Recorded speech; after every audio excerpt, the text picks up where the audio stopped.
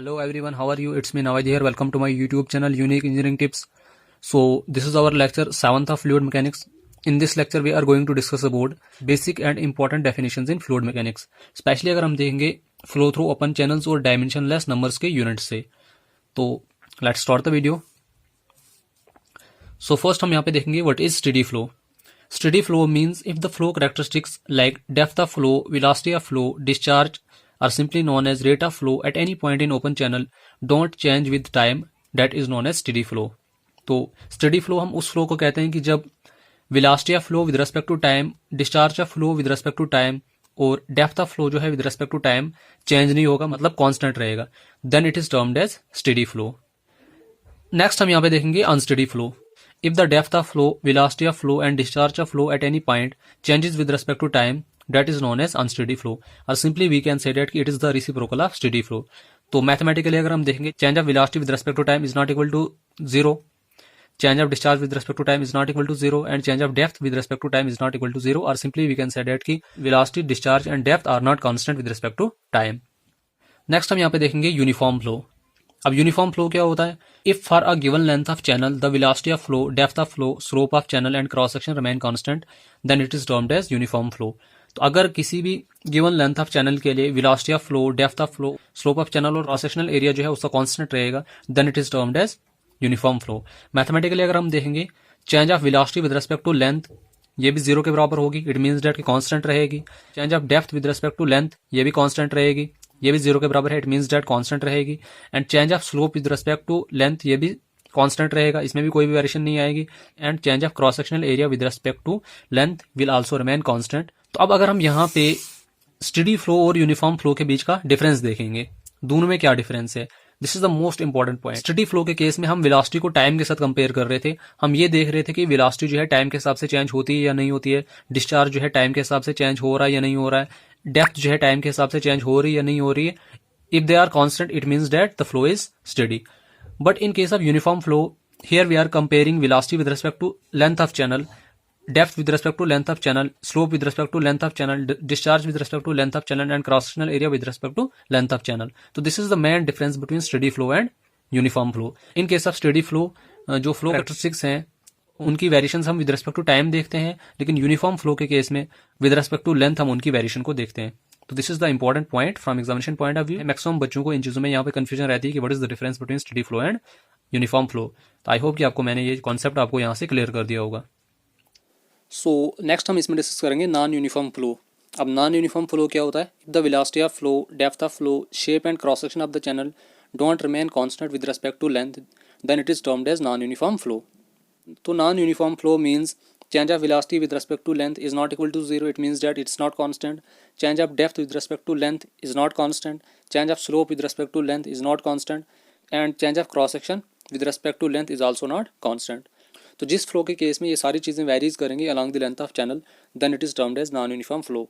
अब non uniform flow जो है फर्दर दो कैटेगरीज में क्लासिफाइड है, rapidly varied flow and gradually varied flow. तो फर्स्ट हम यहाँ पे डिस्कस करेंगे rapidly varied flow, are simply known as RVF. It is that type of flow in which depth of flow changes abruptly over a small length of the channel. तो rapidly varied flow में क्या होता है कि जो flow है वो अपनी डेप्थ जो है स्मॉल लेंथ में ही चेंज कर देता है, मतलब एब्रप्टली जो है अपनी डेप्थ को चेंज करता रहता है, अप्स एंड डाउन जो है उसमें कंटिन्यूअस आते रहते हैं. तो that is known as rapidly varied flow. It occurs when there is any obstruction in the path of flow. Obvious सी बात है, रैपिडली वेरिड फ्लो जो है चैनल में तब आता है जब चैनल में कोई ऑब्स्ट्रक्शन वगैरह आएगी, तो उसकी वजह से क्या होता है कि फ्लो में जो है रैपिडली डेप्थ जो है चेंज होगी. तो that will cause rapidly varied flow in the channel. Next हम यहाँ पे डिस्कस करेंगे gradually varied flow. If the depth of flow in a channel changes gradually over a long length of channel, then it is termed as gradually varied flow. और simply जिसको हम GVF से denote करते हैं. So gradually varied flow में क्या होता है कि depth of flow change तो होती है but gradually change होती है, मतलब rapidly change नहीं होती है, and it occurs over a long length of channel, then it is termed as gradually varied flow. So as you can clearly see here in the diagram, यहाँ पे uniform flow, non-uniform flow, gradually varied flow, rapidly varied flow मैंने clearly show किया हुआ है. अब देखो uniform flow के case में चैनल की डेप्थ कांस्टेंट है, वेलोसिटी यहाँ पे कांस्टेंट रहेगी, डिस्चार्ज कांस्टेंट रहेगी क्योंकि क्रॉस सेक्शन इसका कांस्टेंट है. इन case of non uniform flow यहाँ पे चैनल का क्रॉस सेक्शन कांस्टेंट था, लेकिन यहाँ पे जो है इसका ऑब्स्ट्रक्शन की वजह से क्रॉस सेक्शन चेंज हो गया और आगे फिर से क्रॉस सेक्शन चेंज हो गया. अब देखो यहाँ पे ग्रेजुअली वैरिड फ्लो है। ग्रेजुअली वैरिड फ्लो के केस में जो डेप्थ ऑफ फ्लो है वो ग्रेजुअली चेंज होती है। तो यहाँ से लेकर यहाँ तक अगर हम डायग्राम में देखेंगे वेरिएशन ऑफ डेप्थ जो है तो बहुत थोड़ी आ रही है। जब बीच में ऑब्स्ट्रक्शन आ गई फ्लो में जो है रैपिडली डेप्थ में वेरिएशन आ गई। तो this is the diagram of rapidly varied flow. Next हम यहाँ पे टर्म नंबर 5 डिस्कस करेंगे, laminar flow. A flow is said to be laminar if its Reynolds number that is RE is less than 2000। तो flow को हम laminar तब कह सकते हैं जब उसकी रेनॉल्ड नंबर की वैल्यू जो होगी लेस देन 2000 होगी। इन case of laminar flow fluid moves in a straight path and does not cross the path of other particles. तो लैमिनर फ्लो के केस में जो फ्लूइड है वो स्ट्रेट पाथ में मूव करता है, वो दूसरे पार्टिकल्स के पाथ को क्रॉस नहीं करता है। सो नेक्स्ट हम इसमें डिस्कस करेंगे transitional flow. It is that type of flow whose Reynold number lies between 2000 to 4000। तो ट्रांजिशनल फ्लो का रेनॉल्ड नंबर जो है 2000 और 4000 के बीच में लाई करता है। इन case of transitional flow fluid moves in wave like formation. तो ट्रांजिशनल फ्लो के केस में जो फ्लूइड है वो वेव्स लाइक फॉर्मेशन की तरह मूव करता है। नेक्स्ट हम इसमें डिस्कस करेंगे turbulent flow. If the Reynold number is greater than 4000 then the termed as turbulent flow. जब भी रेनॉल्ड नंबर ऑफ फ्लो जो होगा ग्रेटर देन 4000 होगा then that flow is termed as turbulent flow. In case of turbulent flow fluid layers completely diffused with each other. Turbulent flow के case में जो fluid layers है वो एक दूसरे के साथ कंप्लीटली डिफ्यूज हो जाती है, मिक्सअप हो जाती है। सो नेक्स्ट हम इसमें डिस्कस करेंगे types of forces acting on the moving fluid. जब फ्लूइड मूव करता है तो कितने टाइप ऑफ फोर्सेज जो है उस पर एक्ट करती हैं। तो there are 6 number of forces that generally acts on the fluid while it's moving. तो फर्स्ट में जाते हैं हमारे पास इनर्शिया फोर्स। अब इनर्शिया फोर्स क्या होती है? It is the product of mass and acceleration of the flowing fluid and it acts in the opposite direction to the direction of acceleration. जिस एक्सेलरेशन से फ्लूइड फ्लो करता है और जो मास है फ्लूइड का, उन दोनों का जो प्रोडक्ट आता है that is known as inertial force. और ये हमेशा फ्लूइड के ऑपोजिट डायरेक्शन में एक्ट करती है, मतलब जिस डायरेक्शन में फ्लूइड फ्लो करता है उसके ऑपोजिट डायरेक्शन में एक्ट करती है। It always exist in the fluid flow. और ये हमेशा एग्जिस्ट करती है फ्लूइड फ्लो में। जब भी फ्लूइड फ्लो करता है इनर्शिया फोर्स उस पर एक्ट करती ही करती है। इसको हम फाइंड आउट कैसे करते हैं? F I is equal to rho into A into V का square. Rho is density, A हो गया एरिया और वी हो गया वेलोसिटी। सो सेकंड फोर्स इसमें आ जाती है हमारे पास viscous force. It is the product of shear stress due to viscosity and surface area of the flow. तो विस्कस फोर्स किस किस का प्रोडक्ट है? शेयर स्ट्रेस जो विस्कोसिटी की वजह से अकर होगा और surface area of the flow. इसको हम एफ वी से डिनोट करते हैं। It is equal to mu into V upon L into A. तो mu into D U upon D Y को हम simply mu into V upon L लिख सकते हैं, क्योंकि change of velocity with respect to depth जो है इसको हम सिंपली वी अपॉन एल लिख सकते हैं। अब विस्कस फोर्स जो है फ्लूइड में किसकी वजह से होती है? विस्कोसिटी की वजह से अकर होती है। तो जितनी ज्यादा फ्लूइड में विस्कोसिटी होगी उतनी ज्यादा विस्कस फोर्स होगी। तो जितनी कम विस्कोसिटी फ्लूइड में होगी उतनी कम विस्कस फोर्स होगी। तो ये इंपॉर्टेंट पॉइंट है यहाँ पे। कभी कभी डायरेक्ट क्वेश्चन ये भी पूछ सकते हैं कि विस्कस फोर्स जो है किसकी वजह से फ्लूइड में अकर होती है? It generally occurs due to viscosity of the fluid. Third इसमें जाती है हमारे पास ग्रेविटी फोर्स। अब ग्रेविटी फोर्स क्या होती है? It is the product of mass and acceleration due to gravity of the flowing fluid. तो ग्रेविटी फोर्स जो है किस किस का प्रोडक्ट है? मास और acceleration due to gravity of the flowing fluid. It's present in case of surface flow. तो gravity force जो है सरफेस फ्लो के केस में प्रेजेंट होती है। ये इंपॉर्टेंट पॉइंट है इसका एग्जामिनेशन पॉइंट ऑफ व्यू से। सो ग्रेविटी फोर्स को हम एफ जी से रिप्रेजेंट करते हैं। It is equal to rho into A into L into G. Rho density, A area, L हो गया लेंथ और जी हो गया acceleration due to gravity. Next इसमें जाती है हमारे पास pressure force. It is the product of pressure force, intensity and cross sectional area of the flowing fluid. तो प्रेशर फोर्स सिंपली प्रेशर किसके बराबर होता है? Force upon area. तो प्रेशर इंटू एरिया मल्टीप्लाई करेंगे तो हमारे पास क्या आ जाएगा? प्रेशर फोर्स आ जाएगी सिंपली। तो इसको हम एफपी से डिनोट करते हैं। It is equal to pressure into area. It's present in case of pipe flow. ये इसका इंपॉर्टेंट पॉइंट है यहाँ पे। प्रेशर फोर्स जो है पाइप फ्लो के केस में प्रेजेंट होती है। जैसे ग्रेविटी फोर्स जो है सरफेस फ्लो के केस में प्रेजेंट होती है, वैसे ही प्रेशर फोर्स जो है पाइप फ्लो के केस में प्रेजेंट होती है। नेक्स्ट इसमें जाता है हमारे पास surface tension force. It is the product of surface tension and length of surface of the fluid. ये तो सिंपल सी बात है, सरफेस टेंशन किसके बराबर होता है? So as we know that surface tension sigma is equal to F upon L, force acting per unit length. अब अगर यहाँ से हमने एफ को फाइंड आउट करना होगा तो सिंपली सिग्मा इंटू एल करेंगे तो यहाँ से हमारे पास सरफेस टेंशन फोर्स निकल जाएगी। तो सरफेस टेंशन फोर्स को हम एफ एस से रिप्रेजेंट करते हैं। It is equal to sigma into L. So next and last force इसमें आ जाती है हमारे पास इलास्टिक फोर्स। अब इलास्टिक फोर्स क्या होती है? It is the product of elastic stress and area of the flowing fluid. तो इलास्टिक स्ट्रेस और एरिया फ्लोइंग फ्लूइड का जो प्रोडक्ट आएगा that is our elastic force. It is represented by F E. It is equal to के into L का square, where K is elastic stress and L का square is area. Simply L into L करेंगे तो L का square ही हो जाएगा। So by using this formula we can find out elastic force. So next point number 8 हमारे पास यहाँ पे आ जाता है डायमेंशनलेस नंबर्स। अब डायमेंशनलेस नंबर्स हम उन नंबर्स को कहते हैं जिनकी कोई भी डायमेंशंस नहीं होती है, मतलब जिनका कोई भी यूनिट नहीं होता है। ऑब्वियस सी बात है, जिन नंबर्स का कोई भी यूनिट नहीं होगा तो उनका कोई भी डायमेंशन फॉर्मूला नहीं होगा। तो that's why they are termed as dimensionless numbers. So first number इसमें आ जाता है हमारे पास Reynold number. It was given by O Reynold in 1883। अब रेनॉल्ड नंबर एक्सपेरिमेंट को परफॉर्म करने के लिए हम किस अपैरेटस का यूज करते हैं? फर्स्ट इसमें आ जाता है हमारे पास a tank containing water at constant head. एक टैंक होता है जिसमें वाटर होगा एक कांस्टेंट हेड पे। Small tank containing some dye, उसके ऊपर एक छोटा सा टैंक होगा जिसमें डाई होगी, क्योंकि वो डाई जो है वो हम फ्लो करवाएंगे आगे, उसी के बेसिस पे हम क्या करेंगे कि फ्लो को क्लासिफाई करेंगे whether the flow is laminar, turbulent और ट्रांजिशनल। थर्ड इसमें जाता है हमारे पास एक glass bell mouth entrance at one end and regulating valve at the other end. एक पाइप हम उस टैंक के साथ कनेक्ट करेंगे जिसका एंट्रेंस जो होगा वो बेलमूथ शेप्ड होगा, और दूसरे एंड पे हम रेगुलेटिंग वेल्व रखेंगे। उसी रेगुलेटिंग वेल्व की हेल्प से हम क्या करेंगे, जो है वेलोसिटी ऑफ फ्लो जो है इंक्रीज करते जाएंगे, उस बेसिस से हम क्या करेंगे, फ्लो को क्लासिफाई करेंगे। सो रेनॉल्ड नंबर क्या होता है, it's a number which differentiate the flow whether it's a laminar flow, transitional flow और टर्बुलेंट फ्लो। तो ये ऊपर हमने ऑलरेडी डिस्कस कर लिया कि रेनॉल्ड नंबर जो है फ्लो को डिफरेंशिएट करता है कि फ्लो लेमिनर है, टर्बुलेंट है या ट्रांजिशनल है। सो जैसे कि आप डायग्राम में देख सकते हो, यहाँ पे जो रेनॉल्ड सेपरेटस है वो क्लियरली यहाँ पे शो किया हुआ है। फर्स्ट हमारे पास यहाँ पे क्या दिखाया हुआ, वाटर टैंक दिखाया हुआ है। इसी वाटर टैंक में यहाँ पे हमारे पास डाई कंटेनर भी दिखाया हुआ है जिसमें डाई जो है प्रेजेंट है इसमें। उसके बाद जो है यहाँ पे ग्लास ट्यूब दिखाई हुई है जिसकी बेल माउथ शेप्ड एज है, और आगे यहाँ पे वेल्व दिखाया है। जब हम यहाँ पे वेल्व को ओपन करेंगे तो वाटर जो है इस पाइप से फ्लो करना स्टार्ट करेगा, और डाई जो है इस वाटर के साथ फ्लो करना स्टार्ट करेगी। अगर वेलोसिटी ऑफ वाटर कम होगी तो डाई जो है एक स्ट्रेट लेयर में फ्लो करेगी।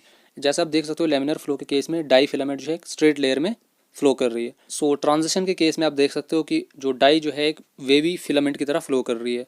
तो एंड लास्ट पे अगर हम देखेंगे टर्बुलेंट फ्लो के केस में जो डाई फिलामेंट है वो कम्प्लीटली वाटर के साथ डिफ्यूज हो गई है। So this is the experiment how we differentiate the flow on the basis of Reynold number. So mathematically Reynold numbers that is R E, it is equal to ratio of inertia force to the viscous force. तो inertia force और viscous force का जो ratio आता है that is Reynold number. तो ये सारी forces अभी हमने पीछे डिस्कस कर लिए। So therefore Reynold number that is R E is equal to rho into V into D upon mu, where rho is density of fluid, V हो गया हमारे पास mean velocity of flow, mu हो गया यहाँ पे viscosity simply known as dynamic viscosity, R हो गया हमारे पास यहाँ पे हाइड्रोलिक रेडियस और hydraulic mean depth. It can be calculated by using this relation cross sectional area upon wetted perimeter. तो नेक्स्ट पॉइंट हमारे पास यहाँ पे आ जाता है, इन case of laminar flow loss of pressure head is directly proportional to the velocity, that is head loss due to friction is directly proportional to v। तो ये इंपॉर्टेंट पॉइंट है एग्जामिनेशन पॉइंट ऑफ व्यू से। तो laminar flow के case में जो loss of pressure head होता है वो डायरेक्टली प्रोपोर्शनल होता है वेलोसिटी के। Simply we can say that कि head loss due to friction जो है वो डायरेक्टली प्रोपोर्शनल होता है वेलोसिटी के। But in case of turbulent flow head loss due to friction is directly proportional to v की power n, where n varies from 1.75 से लेकर 2। तो in case of turbulent flow में अगर हम देखेंगे जो head loss due to friction है वो डायरेक्टली प्रोपोर्शनल होता है v की पावर n, और n की वैल्यू जो है 1.75 से लेकर 2 के बीच में वेरी करती है। सो सेकंड डायमेंशनलेस नंबर्स हमारे पास यहाँ पे आ जाता है Froude's number. It is defined as the square root of ratio of inertia force to the gravity force. It is represented by F E. तो square root of ratio of inertia force to the gravity force is known as Froude number. तो इसको हम calculate कैसे करते हैं, F is equal to V upon root of L into G.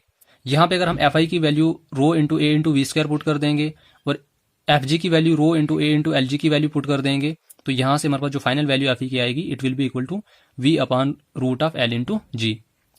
So next इसमें जाता है हमारे पास Euler's numbers. It is defined as the square root of ratio of inertia force to the pressure force. It is denoted by E U. So जो square root of ratio of inertia force to the pressure force आएगा that will be our Euler's number. इसको हम calculate कैसे करते हैं, E U is equal to V upon root of P upon rho. P यहाँ पे pressure है और रो डेंसिटी है यहाँ पे। तो यहाँ पे अगर हम क्या कर देंगे, एफ आई की वैल्यू पुट कर देंगे रो इंटू ए इंटू वी का स्क्वायर, और एफ पी की वैल्यू सिंपली पी इंटू ए पुट कर देंगे, तो फाइनल फॉर्मूला हमारे पास यहाँ पे यूलर्स का ये आ जाएगा। सो नेक्स्ट डायमेंशनलेस नंबर्स हमारे पास यहाँ पे आ जाता है Weber's number. It is defined as the square root of ratio of inertia force to the surface tension force. It is represented by W E. It is equal to square root of ratio of inertia force to the surface tension force. अब inertia force हमारे पास क्या किसके बराबर होती है, rho into A into V का square. Surface tension force हमारे पास होती है सिग्मा इंटू एल। तो ये वैल्यूज हम इसमें पुट करेंगे तो हमारे पास जो फाइनल फॉर्मूला आएगा वेबर्स नंबर्स का it will be equal to V upon root of sigma divided by rho into L. So next and last number इसमें आ जाता है हमारे पास Mach number. It is defined as the square root of ratio of inertia force to the elastic force. It is represented by M. तो यहाँ पे अगर हम इनर्शिया फोर्स की वैल्यू को पुट कर देंगे, इलास्टिक फोर्स की वैल्यू को पुट कर देंगे, इलास्टिक फोर्स की वैल्यू हमारे पास किसके बराबर है, के इंटू ए और सिंपली नोन एज के इंटू एल का स्क्वायर। तो ये अभी हमने पीछे डिस्कस कर लिया। तो यहाँ पे ये वैल्यूज पुट कर देंगे, it will be equal to M is equal to V upon square root of K by row.